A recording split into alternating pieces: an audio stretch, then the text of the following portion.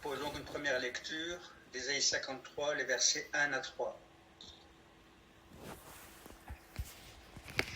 Qui de nous a cru la nouvelle que nous avons apprise? Qui de nous a reconnu que le Seigneur était intervenu?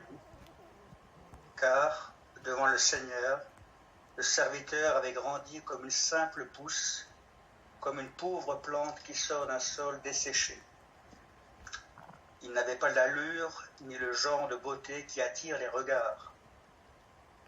Il était trop effacé pour se faire remarquer. Il était celui qu'on dédaigne, celui qu'on ignore, la victime, le souffre-douleur. Nous l'avons dédaigné, nous l'avons compté pour rien, comme quelqu'un qu'on n'ose pas regarder. Donc dans cette première partie, je vous propose de regarder ce qui concerne le jugement des hommes. Quand nous lisons les évangiles, nous constatons que beaucoup n'ont pas reconnu Jésus, et ceci malgré les nombreux miracles accomplis en leur faveur. Qui de nous a reconnu que le Seigneur était intervenu?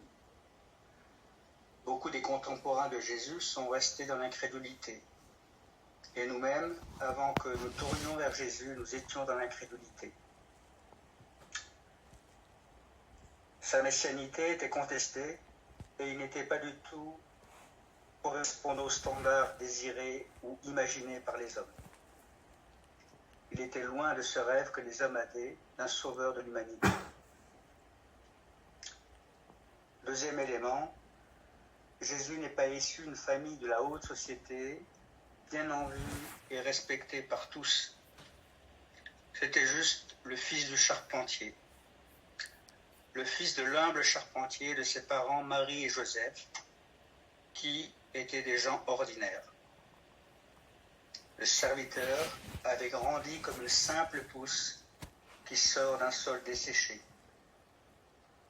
Alors les gens s'étonnent, mais qu'est-ce qui peut venir de bon de Nazareth? Il parle pourtant avec autorité, et les questions sont nombreuses. D'où il vient cette sagesse et cette connaissance de Dieu? Lui, le fils de Marie et de Joseph, des gens ordinaires. Troisième élément, Jésus n'a pas une belle prestance, une attitude qui d'emblée attire les regards.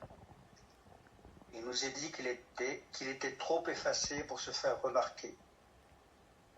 Et voici une déception de plus du côté des apparences. À travers ces différents éléments, nous comprenons que le jugement des hommes à l'égard de Jésus est sans appel. Nous l'avons dédaigné, nous l'avons compté pour rien, comme quelqu'un qu'on n'ose pas regarder. Le regard des hommes sur l'attitude de Jésus et de sa vie était finalement le mépris. Car Jésus se tenait du côté de la faiblesse et de la simplicité, de la sobriété et de l'humilité. Face aux apparences et au jugement des hommes, la réponse de Dieu est magistrale et elle est inespérée pour les hommes et les femmes dont nous faisons partie, et ceci au travers des siècles. Je propose maintenant une deuxième lecture, toujours dans le chapitre 53, les versets 4 à 6. La réponse de Dieu. Or, il supportait les maladies qui auraient dû nous atteindre, il subissait la souffrance que nous méritions. Mais nous pensions que c'était Dieu qui le punissait ainsi, qui le frappait et l'humiliait. Pourtant, il n'était blessé que du fait de nos crimes.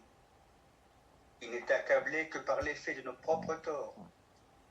Il a subi notre punition et nous sommes acquittés. Il a reçu les coups et nous sommes épargnés. Nous errions tous, çà et là, comme un troupeau éparpillé. C'était chacun pour soi. Mais le Seigneur lui a fait subir les conséquences de nos fautes à tous. Le chemin de Golgotha est le sacrifice de Jésus à la croix est la réponse parfaite de Dieu pour l'humanité déchue. Il n'y avait pas de meilleure réponse à cette situation-là. Il supportait les maladies qui auraient dû nous atteindre et il subissait la souffrance que nous méritions. Voici le premier élément de la réponse de Dieu. Jésus est un chemin de guérison, tant physique que morale, et cette guérison et cette restauration est désormais possible. Une nouvelle voie est ouverte. Les liens d'asservissement, les liens d'oppression peuvent être rompus par le nom puissant de Jésus à partir de la croix. C'est une puissance extraordinaire qui se tient dans le nom de Jésus. Deuxième élément, à la croix, il a subi notre punition et nous sommes acquittés. Il a reçu les coups et nous sommes épargnés. Par le sacrifice de Jésus, nous sommes effectivement réconciliés avec le Père. Il a payé à notre place la dette impossible à régler par nos propres moyens. Il n'y avait pas de solution. Mais maintenant si, pardonné, acquitté uniquement par l'amour déployé à la croix. Et un troisième élément, mais cette œuvre de réconciliation est vertigineuse et dépasse le stade individuel. Il est dit que nous arrivions tous çà et là comme un troupeau éparpillé, et c'était chacun pour soi. Dieu nous a réconciliés avec le Père, mais Dieu s'est acquis aussi un peuple nouveau de toute race, de toute langue et de toute condition sociale, qui vivent les prémices du royaume inauguré par Jésus. L'Église est donc constituée de pierres vivantes, peuple de sacrificateurs pour Dieu, vivant de sa grâce et de son pardon, et ceci continuellement.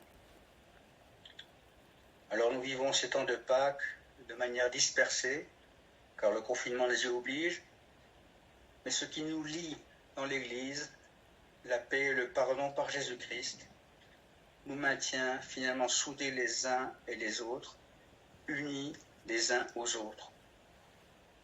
Alors oui, Jésus crucifié un jour soit le Christ éternel. Amen.